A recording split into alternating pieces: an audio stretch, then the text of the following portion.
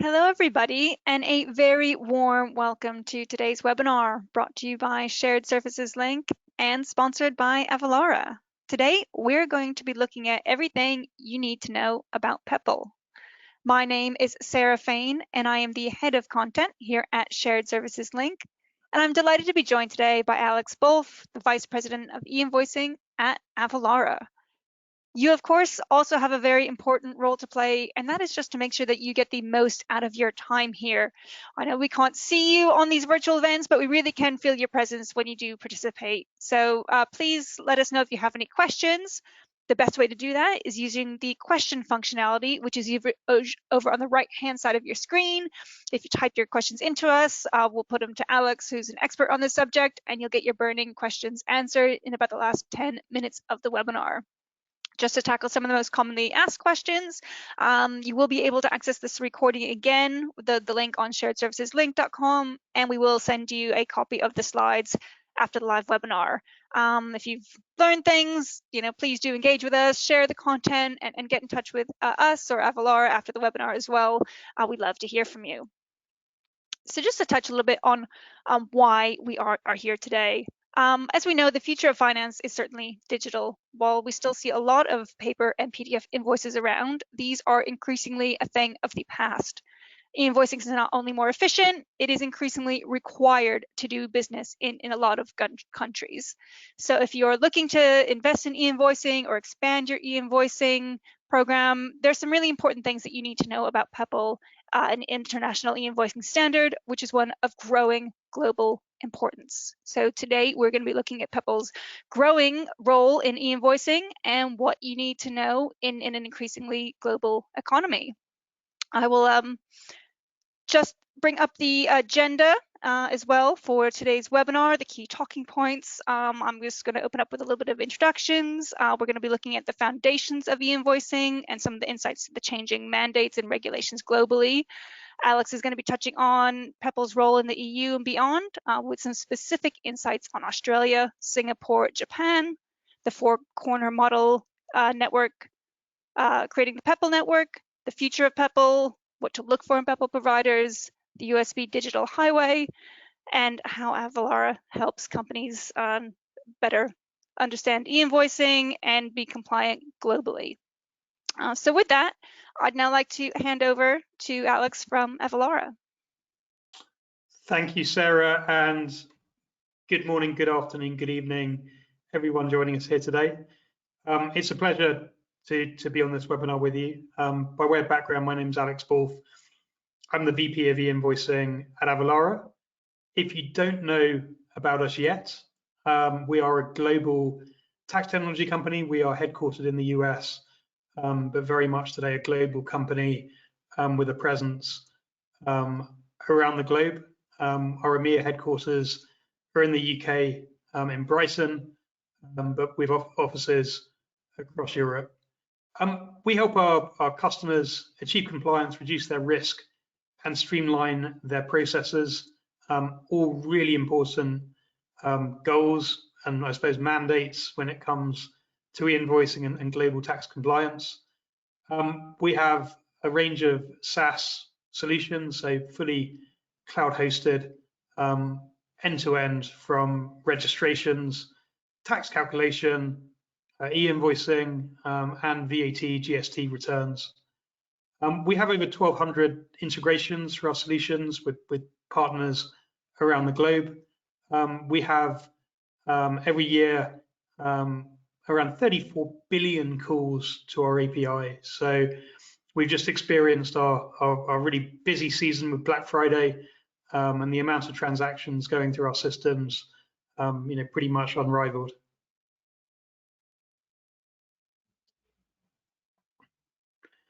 So I wanted to start just with looking at what I call the foundations of e-invoicing, just to kind of set the scene around why it's important to have Peppol and a network and the various standards that have been put in place. So an e-invoice is a digital document with structured data. It's data that is machine readable, so it can be processed, interpreted, posted by a machine, by a system, typically an ERP. But what's key for e-invoicing is interoperability. And that's because everyone has different systems, different platforms, different business systems, ERPs, accounting software. And really, we need a document that can be read, it can be understood, it can be shared by different parties, wherever they are in the world, but also regardless of their system, regardless of the payment method. And so interoperability is key. It's creating a common language for systems to speak, to read a document and understand it. Another key concept is the authenticity of the invoice issuer. So here we're saying, does the supplier, does the vendor, does the business issuing that invoice, are they who they say they are? Security is really, really important. You know, we know VAT fraud is an increasing problem. We know there's still a very large VAT gap in Europe and across the globe. So one of the key foundations is, how do we ensure the authenticity of that invoice issuer? And how do we ensure any network that it's being used to exchange documents, e-invoices, is secure? And then on a similar note, the integrity of the invoice data, because this is by definition typically XML, we want to put controls in place so someone can't just edit it. They can't just, open up their notepad within Windows and change the values, change the VAT amount. An e-invoice needs to be secure. We need to preserve the integrity of that invoice data. Legibility. So again, by definition, an e-invoice is machine readable. I like to joke that you need a degree in computer science to read an XML. And it's for that very reason that most jurisdictions will have rules around legibility. So even though the invoice may be mandated in an XML, in a machine readable format, people need to be able to read it and understand it. A bookkeeper, someone in accounts payable, someone in a shared service center, an internal auditor, even a tax inspector. So that's a really key issue as well. How do you transform an XML, something machine readable, a genuine e-invoice, into something that can be read, interpreted, that's legible, either on the screen, or as for example a PDF, something that can be printed. And then finally, at the end of the life cycle of an invoice, archiving. That document needs to be preserved. It needs to be archived, typically for about 10 years in Europe. But more and more frequently, we're seeing countries bring in stringent rules, how that invoice needs to be archived, timestamping, digital signatures, even mandating the location of that archive. So those tend to be kind of more legislative, tax-driven requirements. We then have the whole business driver here, document exchange. An invoice isn't just for tax. It's how you get paid. It's a request for payment. It's a legal document. It has so many different roles. And so, particularly when we're looking at Peppol and one of the drivers here, it's how you exchange documents in a secure manner that guarantees the authenticity and integrity of that data. And then on either side of that document exchange on the screen, I've got a couple of extra things. Certification. Again, one of the big cornerstones of Peppol and a network is that you have trusted partners, trusted providers that act as corners within the Peppol model. So who are certified, that go through rigorous assessments, will meet minimum standards when it comes to interoperability, security, and the services that they provide. And then finally, CCC, bit of a buzzword at the moment, continuous transaction controls. We're starting to see CTCs being implemented within four-corner models, including Peppol. I'm going to talk about that a bit later on. Thank you. So I know Alex is going to give us some more insight into some of the changes coming in e-invoicing. But first, we just want to get in touch with our audience here and understand where you are on your e-invoicing journey. So how would you currently describe your e-invoicing journey? Would you say that you have a mature e-invoicing solution in place? Are you maybe currently looking to enhance or expand e-invoicing? Are you looking to just start your implementing e-invoicing, or are you really just kind of researching at the moment? So again, we love to see lots of you voting on these polls. It helps us understand where you are on your journey. So it's great to see lots of you participating with about 60% of you voting. I'll be closing the poll in 3, 2, 1. Oh, fantastic. You guys are great. Let me get those results up on the screen. So 15% of you say you have a mature e-invoicing solution in place. Just under half, 49%, are looking to enhance or expand e-invoicing. 14% are looking to implement e-invoicing, and 21% they are in the research stage at this moment. So great to see where everybody on the webinar is kind of on their journey today. And with that in mind, Alex, could you give us some more insight into kind of where we are today and where we might be in the next 5 years as well? Yeah, absolutely, Sarah. And you know, those responses we just saw, probably quite indicative of this timeline, really, because you know, if people have a mature solution, you know, maybe they've been e-invoicing for the last decade or even beyond. So if you look at the last decade here, last 10 years, predominantly Latin America, you know, countries like Chile, Brazil, Mexico, really the trailblazers for e-invoicing. And within Europe, really, when we saw e-invoicing, it was in the form of parallel tax reporting requirement, some sort of digital reporting requirement. And where there was e-invoicing, it wasn't necessarily mainstream business to business. It was really public procurement, business to government, following, you know, European directives on digitalizing public procurement. And it was really only in the last couple of years we're seeing this more mainstream. So in 2019, Italy became the first country to mandate business-to-business e-invoicing. The scope of that has increased over the last couple of years. Now all businesses in Italy are subject to this. Even cross-border invoices need to be reported to the Italian SDI platform. So very mainstream now. And then Serbia became the second European country to mandate e-invoicing in January this year. We've seen more countries adopt B2G, Luxembourg, Belgium.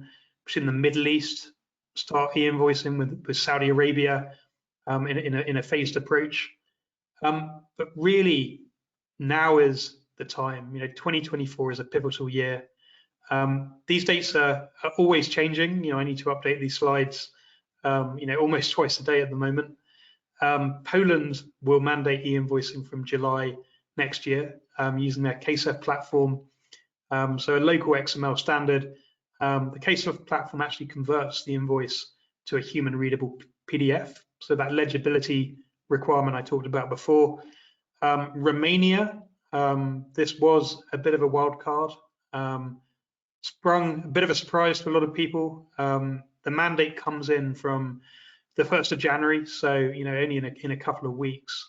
But initially, only reporting. So all invoices need to be reported to the Romanian system. There'll be no penalties until the 1st of April. And then from the 1st of July, that moves to a full-blown e-invoicing model with the exchange of XML invoices between businesses. Malaysia, we're going to touch upon that a bit later on.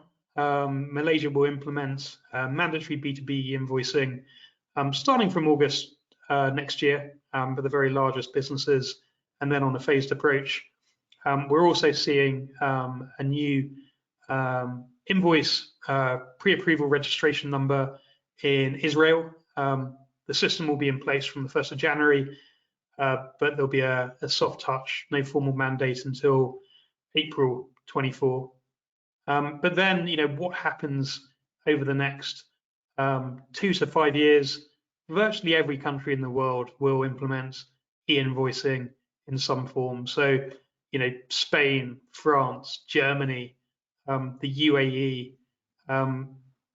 big economies going to be adopting e-invoicing for the first time. And really, that's just going to be accelerated as we approach the VIDA date. So big initiative in Europe, trying to remove the barriers for adoption of e-invoicing, both by businesses and by individual member states, culminating in mandatory e-invoicing and live reporting for all intra-community supplies, supplies subject to the reverse charge. When that comes in, initially slated for 2028, it looks like it might be a couple of years delayed now. Whatever year that is, that's not the starting gun, that's the finishing line, because really by that stage, most member states would have implemented a domestic e-invoicing mandate. Thank you. So really great insight there into a constantly changing landscape. So we are going to be looking at our next slide on Peppol, but again, we just want to touch base with our audience again, and really just a bit of a pulse check on how you would describe your level of understanding of Peppol. Would you describe it as very limited? Would you say maybe you have a basic understanding, but you want more depth? Would you say it's very good, but you recognize some knowledge gaps? Or would you say you have an excellent and you're really here to stay on the latest, on top of the latest information? So interesting results here. Again, fantastic level of engagement here. We've got about 60% of you voting. So I'll close the poll in 3, 2, 1. 65% of you, and it looks like the majority of you would kind of classify as a limited or basic understanding of Peppol, with just kind of 10% saying very good to excellent. So interesting to see that, Alex. I mean, does this kind of align with what you see in the market as well? Yeah, it does. It does. I think the word Peppol is being talked about a lot more now. We're seeing it mentioned by individual governments when people are talking about upcoming mandates.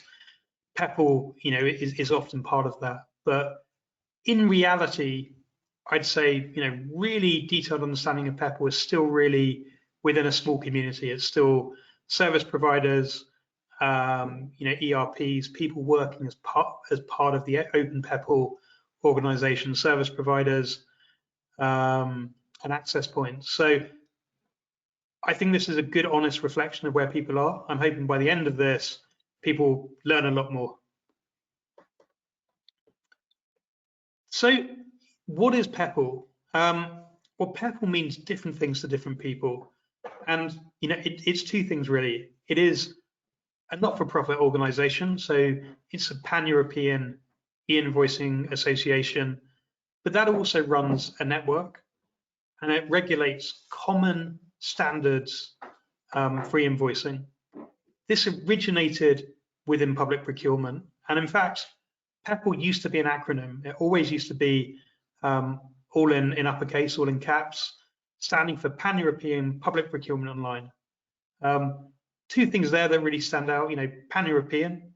This was originally a European project sponsored by the European Commission, but also public procurement. This was focused on business to government and was part of a big pan-European directive, had direct effect in every European member state to help digitalize the public procurement process, not only make it more efficient, but remove fraud as well. Try and digitalize documents, have single ways to submit invoices, purchase orders, really drive governments to adopt digital.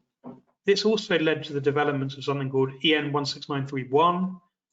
If you don't know that standard, you'll hear about it a lot more in the run-up to VIDA, because this is how we'll likely achieve harmonization, using a common European standard. And so the Peppol standard that was created for e-invoicing, Peppol Biz, we're now on Peppol Biz 3.0, this is a compliant implementation of that European standard.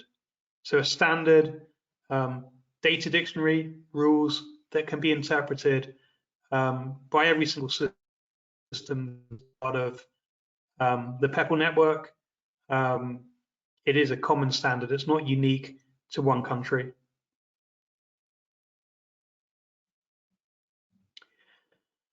So at the moment, any EU government public authority can use the Peppol network to receive invoices. Under the EU Directive 2014/55 EU, every single government department was mandated to have the ability to receive an e-invoice.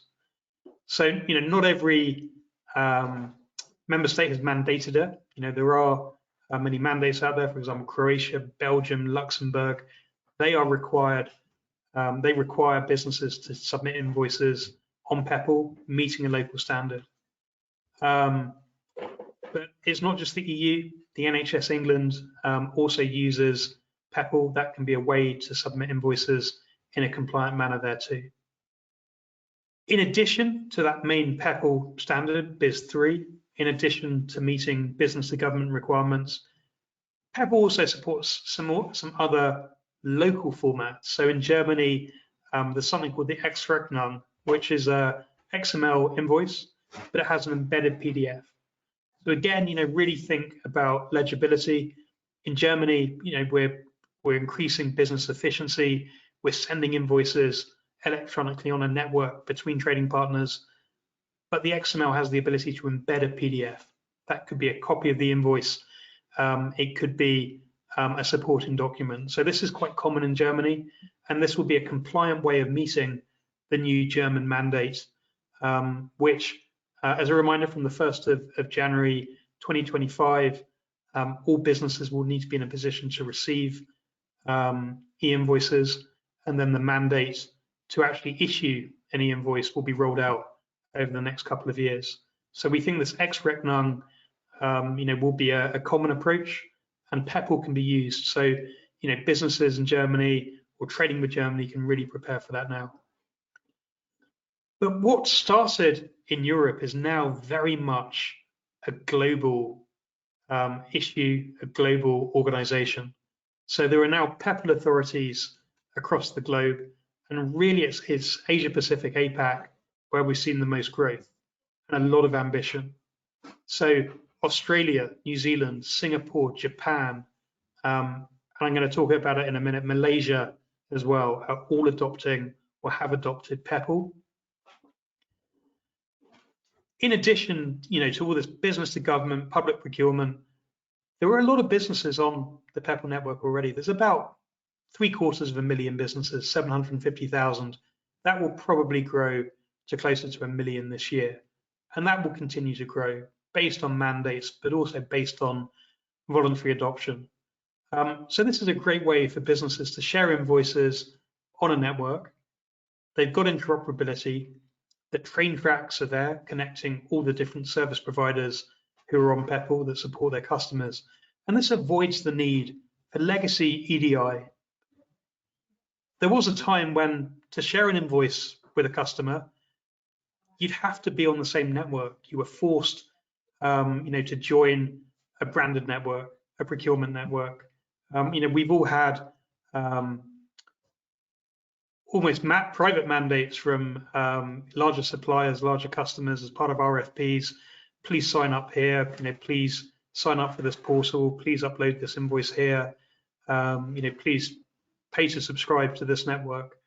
The great thing about Peppol is decentralized. So it doesn't matter if your suppliers, if your customers use a different supplier, service provider to you. It's an open network.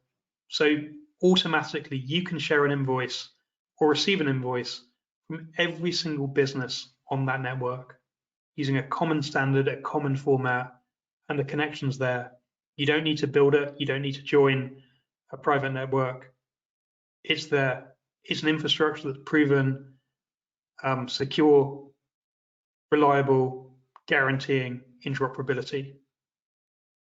And that just helps buyers and sellers exchange invoices, which ultimately, is the goal.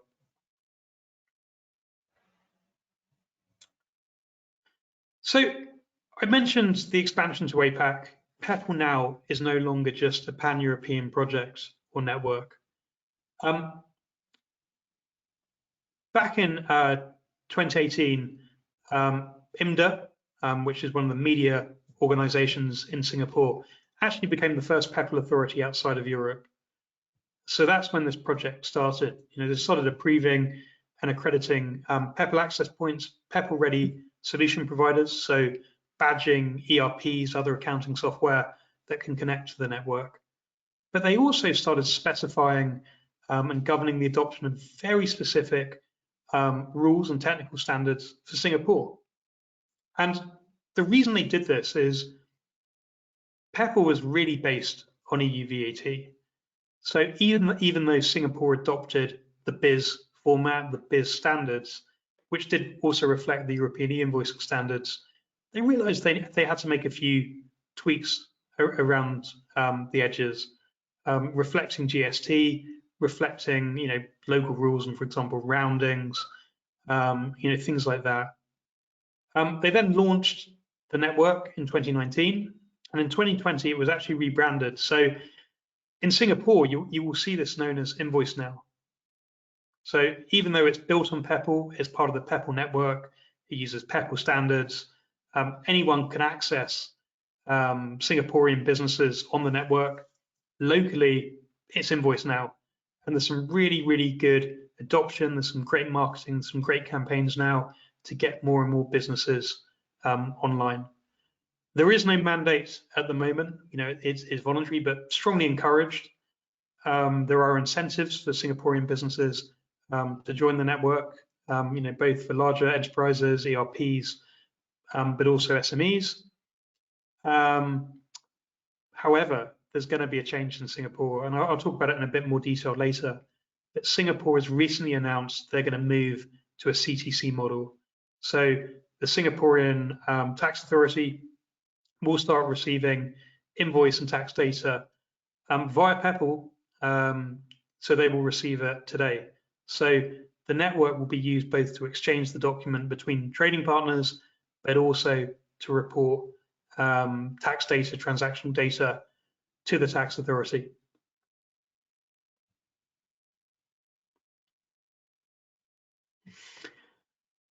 Quite a similar story in Australia. Here, actually, it's the tax authority, the ATO, that operates as the Peppol authority. So again, they're defining the local requirements. They're the ones that approve and accreditate service providers.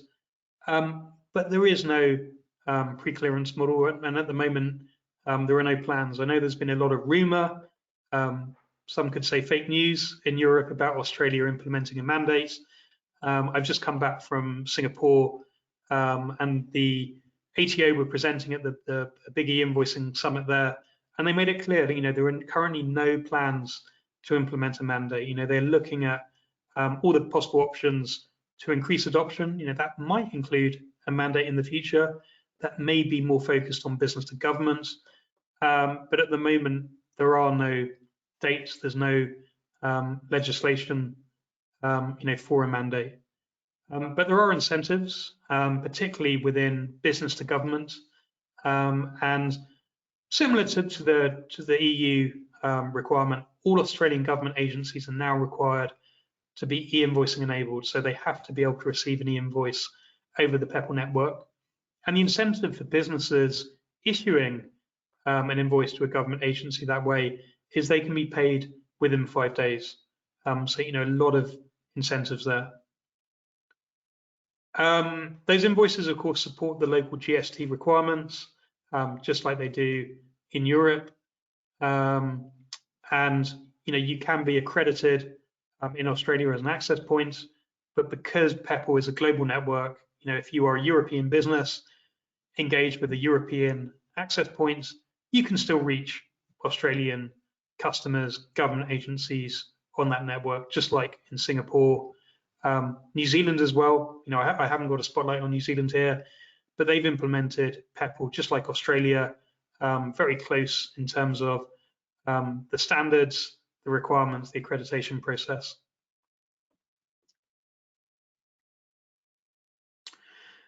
On to Japan. So Japan actually has the next generation of Peppol invoice, something called the PINT, Peppol International, the Peppol International Invoice. I'm going to talk about that in a bit more detail in a minute and kind of show you why that's coming, why we're evolving from the Peppol BIS 3 to PINT. But again, just to clear things up, there is no mandate in Japan. There is no requirement for businesses to join Peppol or issue or receive an e-invoice. However, it is a compliant way of meeting a brand new invoicing requirement in Japan. So historically, less onerous requirements for tax documents. You could take input tax credits, using alternative evidence, using the accounting records. From the 1st of October this year, the Japanese have implemented a whole new system, a new qualified invoice system, so very similar to the concept of a tax invoice within Europe. But a lot of businesses are adopting Peppol, going straight into e-invoicing to meet this requirement.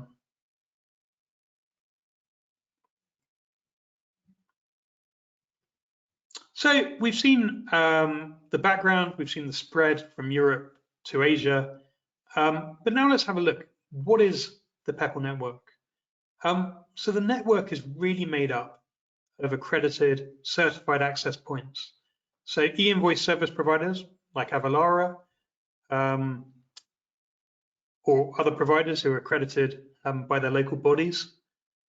We sit in the middle. We sit in between our customers, and we send an invoice in the relevant format. We convert it to the right format to meet the local standards, to meet the European invoicing standard, to meet that Peppol BIS 3 standard or the JP PINT format as well. We look up an address book. Think of it like a yellow pages where we'll see your trading partner, we'll see which service provider they're using, and we will send that document to your customer's access point, their service provider, who in turn will pass it back. So your access point, your service provider, does both. They do outbound, sending invoices out to your customers or to government bodies, B2G, public procurement, but also they receive inbound invoices on the AP side too. And it's these access point service providers that ensure interoperability. We're converting data from other formats into the local standard. We're carrying out various checks, various validations using things like schematrons to ensure that whatever is sent on that invoice network is correct. It's not going to fail. And that's known as a four-corner model. So I've already alluded to this already, talking about PINT. What does the future of Peppol look like? Well, it is the PINT. It's this new international standard. It's moving away from the original European model, the BIS, moving to something that is more scalable in nature. It's more scalable, it can be adopted by more countries around the globe. The idea is it has what we call shared, aligned, and distinct specifications. So probably about 80, 15, 5 is the ratio there. So 80%, the vast majority, is shared. This is how we achieve global interoperability. 80% of the PIN standard applies to everyone. We then have aligned rules, which can be restricted based on different countries. So they can be understood. It's a common language. It's a common way of interpreting the data, but they may not be used by every single country. And then we have the absolute cherry on top, which is the real localization.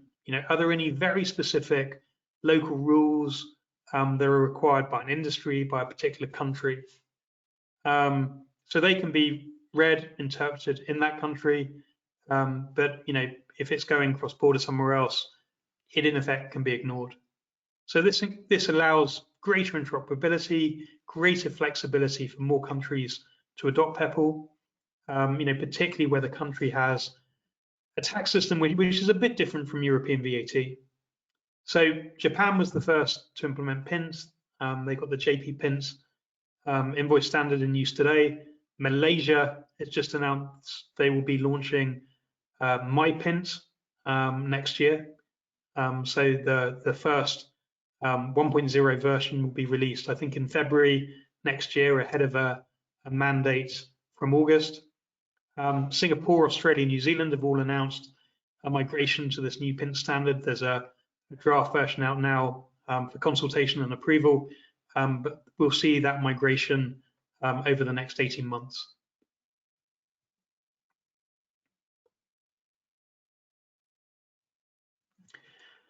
So what else does the future of Peppol look like? Well, Again, I mentioned this at the start, the concept of continuous transaction controls. So we've seen this a lot around the globe already. Tax authorities sitting in the middle between a seller and a buyer, between the two businesses, receiving invoice data, transactional information that they can actually review, approve, in some countries actually sign, validate.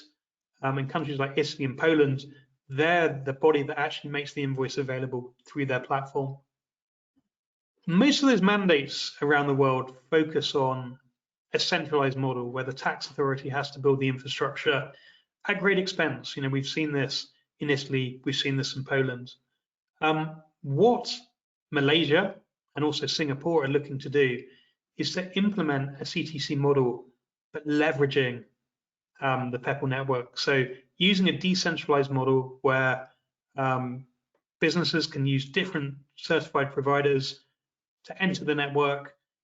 They can share invoices securely in a common local standard, but at the same time, that invoice or invoice data can be sent to a government platform, to the tax authority for validation, for approval. So suddenly the tax authority gets visibility on every single transaction. But the good thing here, unlike a lot of countries where there is some sort of live reporting or clearance system, it's not a parallel process. It can really be embedded in the same workflow. So on the screen now, you'll see a diagram provided by MDEC, which is the Peppol Authority in Malaysia. And you'll see how it's really leveraging that four-corner model. So this is Peppol. You'll see the service providers passing the invoice between each other, but also submitting the invoice to a government API as well. So suddenly we're just adding an extra step into that single workflow. Peppol is likely to be voluntary in Malaysia. Some people can connect direct to the API to submit tax data.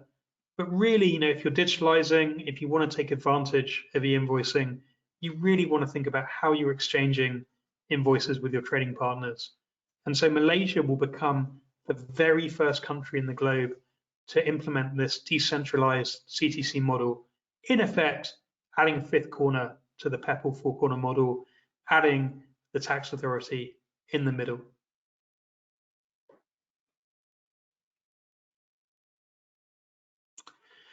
So what to look for in Peppol providers? And, I would say that all Peppol providers will have to go through quite a rigorous accreditation process, interviews, questionnaires, testing.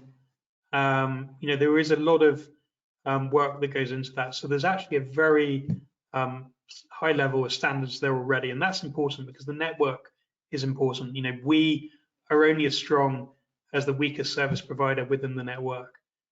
We're partners. Some people may think we're competitors, but really within e-invoicing, we rely on each other, connecting with each other, being partners within a network. That ensures interoperability.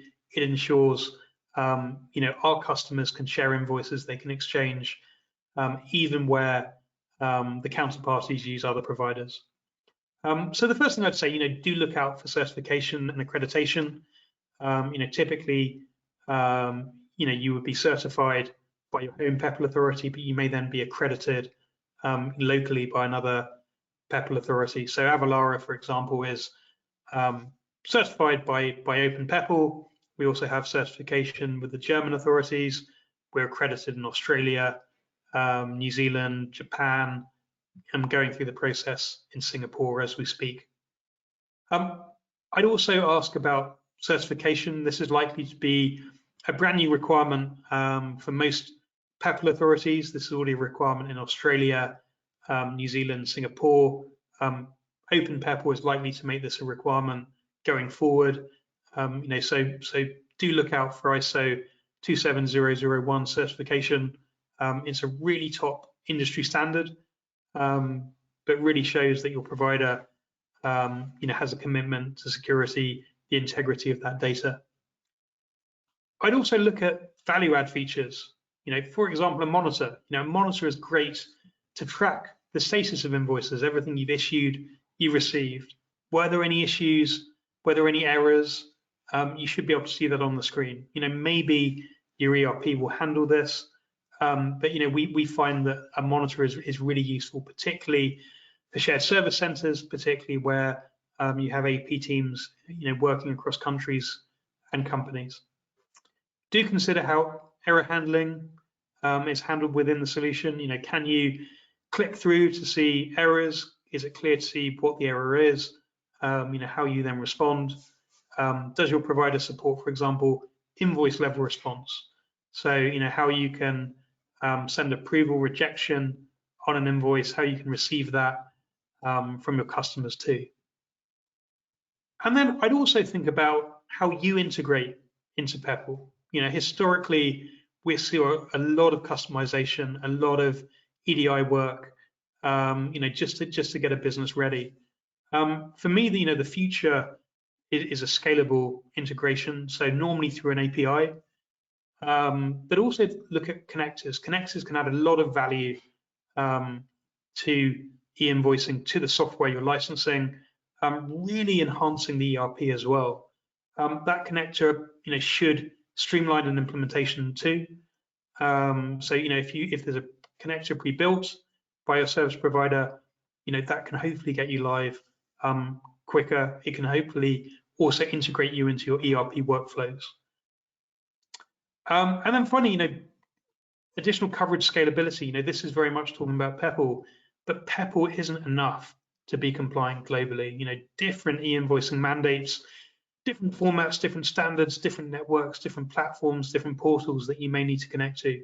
So if you're connecting once with a service provider for Peppol, that should be scalable. Do inquire about what other countries you need supporting, not only today. Maybe you're going to consolidate e-invoicing in countries where you may have historically used a very local provider, as well as countries you'll need in the future. Those new mandates that are springing up: Poland, France, Spain, Belgium, the UAE, Malaysia. The list is endless. We are literally tracking about 138 jurisdictions at the moment that will have e-invoicing very soon. And then, do ask about PINT. Peppol did start with BIS. PINT is the future. This is going to be the mandated format virtually everywhere very, very soon. So even though Japan was the trailblazer, the only country at the moment, this will become the norm. So, do make sure your service provider can support PINT. So I'm now going to briefly talk about the US. Huge economy, huge market, billions of invoices exchanged every year, but very low penetration rate when it comes to e-invoicing, probably only about 25%. So the US is not on Peppol. However, the US is adopting a four-corner model based on very similar principles and guidelines. It's implemented an exchange framework, common set of standards, common format, common UBL invoice for the US, but also for the wider North American market. So looking at Canada, Mexico, really trying to provide a solution that not only meets the complexities of state and local tax in the US, and as a reminder, there are over 10,000 different tax jurisdictions in the US. It's at a state level, local level, municipality level, county level, very complex there, but also to meet the free trade between US, Mexico, Canada, and vice versa. This is also going to be a way for European businesses to raise compliant invoices to US businesses, particularly in the light of Wayfair. We're seeing more and more European companies have to register in several US states, charge sales tax. This new network, called the DBNA, the Digital Business Network Alliance, would allow European and global businesses to just raise an invoice over the network to a US customer. Very similar to Peppol, as I said, built on four corners, built on certified access points. Avalara is a founding member. I'm actually on the board of the DBNA that runs the network, but a really exciting time working with a lot of major ERP companies, very large corporates who see the value in this, a really big game changer. that again removes the need for a lot of the legacy procurement networks, creating this decentralized model where you can exchange an invoice even if your trading partner uses a different service provider to yourself.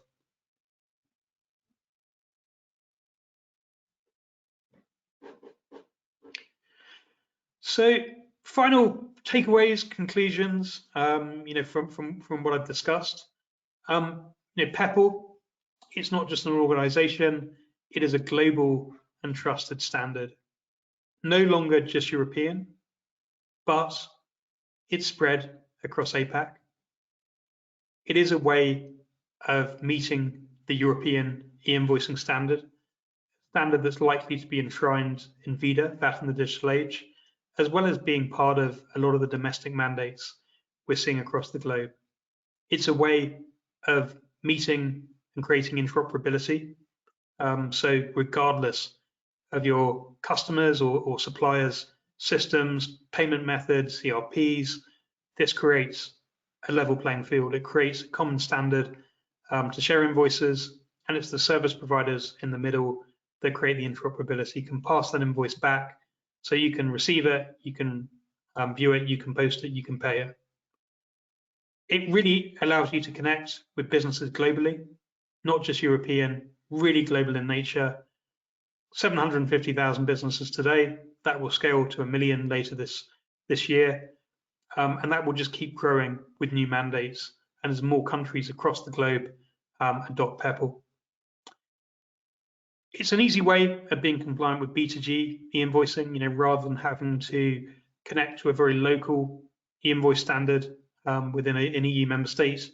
Connect to Peppol once, reach and access government departments, other government organizations through that network, just like you're invoicing another business.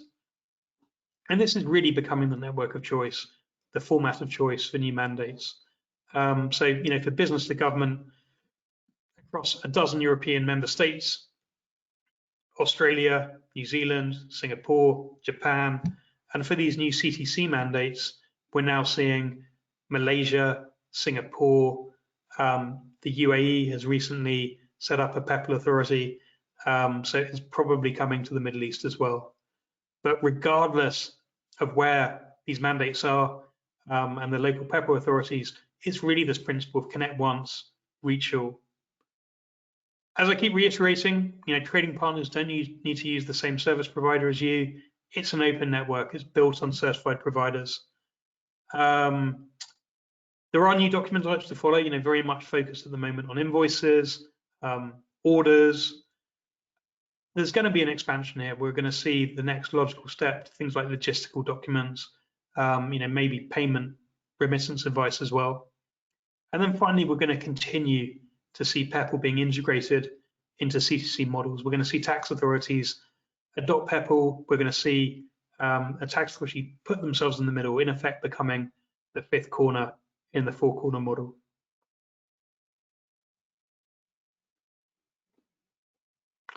So I hope you found this interesting. Just before we go to questions, how do we help global businesses? Well, I've talked about e-invoicing.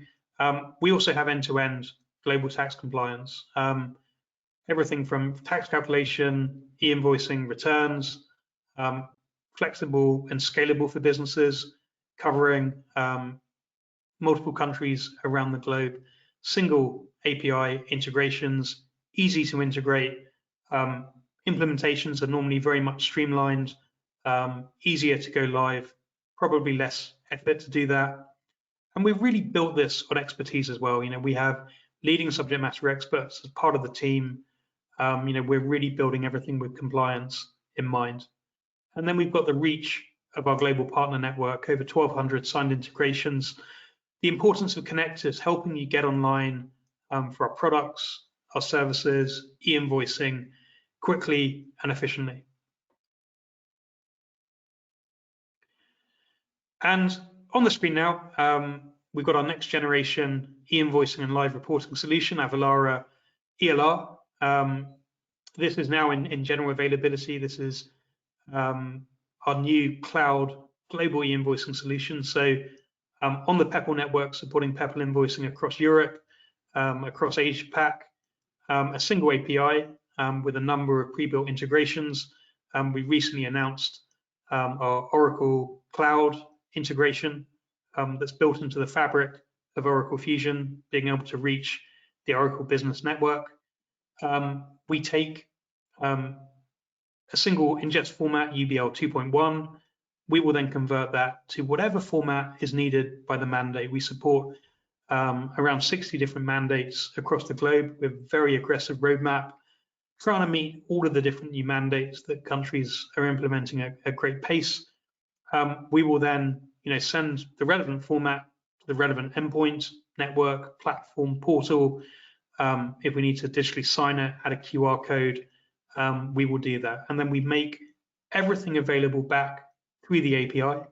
So, if that's a QR code you need to ingest and put on your own PDF, a unique number, the actual local e-invoice that's been approved, validated, cleared by the tax authority, and at the same time, always converting that back to UBL 2.1 so that can be ingested by your ERP and posted.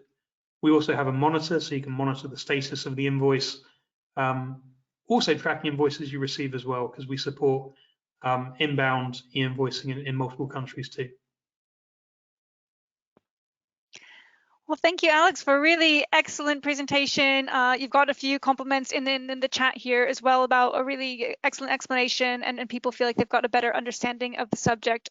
So thank you so much. We will try to get to as many questions as we can, and if we're unable to get to your question, we will most definitely send it to the team at Avalara, and you can they will kind of prioritize people who've put in questions as a response as soon as possible. I'm just also going to put this up here. If there's any specific type of follow-up you'd like from Avalara, do feel to tick these boxes here just to help them tailor the response to you. So I'll try to squeeze in some questions here, Alex. This might be a little bit specific, but maybe to their situation. But maybe you can explain how Avalara could help a company in this situation. This listener is saying, they have Poland and France and Germany, Italy, Spain, Romania without e-invoicing partners yet, but some countries, they already have something in place. Can Avalara fit into an existing bundles of installation without kind of over-engineering the ERP? So is there any way that Avalara can kind of work with existing fixtures? Absolutely. So we built our solution with scalability in mind. So it's a single global solution. We're not building individual software for individual countries, individual mandates. It's the same connection. It's the same API. And then we have an in-product experience to activate the mandate you want. So, you license our software. As and when new countries come online, you merely activate them. It's the same API, it's the same ingest file, it's all UBL. So, all those connections, all those endpoints to tax authorities, the transformation that needs to take place, that's already pre-built in the solution. So, really, license, go live with what countries you need today. But as more and more countries come online, it's easy for you then to activate, test in a sandbox, and then go live into production. Thank you. A few questions about how Avalara works with ERPs. Both SAP and Workday is mentioned here as well. Could you just give us a little bit of information about how you work alongside with some of the kind of mainstream ERPs as well? Yeah, absolutely. I mean, we've got relationships with virtually every ERP company in the world. Some ERPs will embed Avalara, so we are powering their e-invoicing globally. I can announce this now. This was announced at SuiteWorld by NetSuite live on stage. Avalara is powering NetSuite electronic invoicing, their Suite app. So, for example, we are going to be the Peppol provider, the access point for NetSuite customers.